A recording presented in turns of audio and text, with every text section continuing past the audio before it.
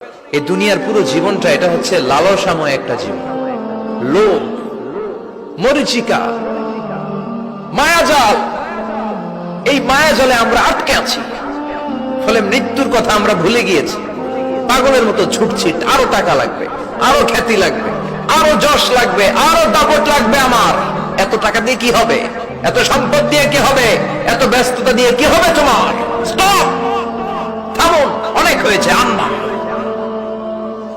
থামুন, take a rest, take a breath and think about death. Think that you have to go back to your Lord. একটু বসেন না, একটু ভাবেন যে আমাকে চলে যেতে হবে, চলে যেতে হবে। এই কোলাহল, এই ব্যস্ততা, এগুলো থাকবে, থাকবো না আমি। সাইয়েদনা ওমর ফারুক বলেছেন, মুতু ক্বাবলা আন তামুতু, মরার আগে একবার মরো। হাসিবু ক্বাবলা আন তুহাসাবু আলাইকুম, তোমার হিসাব নেওয়ার আগে তুমি একবার নিজের হিসাবটা করো না। কাগজ বের করে একটু লিখো না, কি কি ভালো কাজ করছিলা, যেগুলো দিয়ে নাজাতের ওসিলা হতে পারে। 1 2 3, আর কি কি আকাম কুকাম করছো দেখো না, লিখে দেখো তোমার অবস্থাটা কি। মরার আগে একবার মরো। মরার আগে খাটের মধ্যে শুয়ে শটান করে চোখ বন্ধ করে একবার মরার ভান করে দেখেন কেমন লাগে। চোখটা বন্ধ করেন আর ভাবেন আপনি নাই, কি কি হতে পারে ভাবেন। আপনার ছেলে মেয়েরা কান্না জুড়ে দিবে, আপনার প্রাণের স্ত্রী বিলাপ শুরু করে দিবে, বন্ধু বান্ধবের চিৎকার আর মাতম, স্থানীয় এলাকার মসজিদে ঘোষণা, অমুক এলাকার নিবাসী অমুক ভাই অমুকের ছেলে অমুক দুনিয়ায় নাই।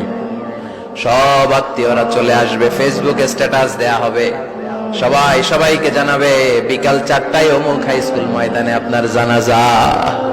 ছুটে আসবে, সবাই ছুটে আসবে আপনাকে শেষ বিদায় দিতে, গুড বাই জানানোর জন্য, আল ওয়াদা, বিদায় জানাতে আসবে সবাই। 4 তাকবীর দিয়ে আপনার জানাজা হবে, অশ্রুসিক্ত জানাজায় আপনার বিদায় হবে। কাঠের খাটিয়ার মধ্যে করে কাঁধে তুলে আপনার কবরে নেওয়া হবে। আগে থেকে খুঁড়ে রাখা কবরটার মধ্যে আপনারে বিছিয়ে দেয়া হবে। বাঁশের কচি দিয়ে তার উপরে মাটির চাপা দিয়ে সব চলে যাবে। ভাবেন না একবার চোখ বন্ধ করে, this is the circle of life, this is the nature of life. এটা সবার হবে, আমার হবে, আপনার হবে। এত মায়া, এত ভালোবাসা কই যাবে?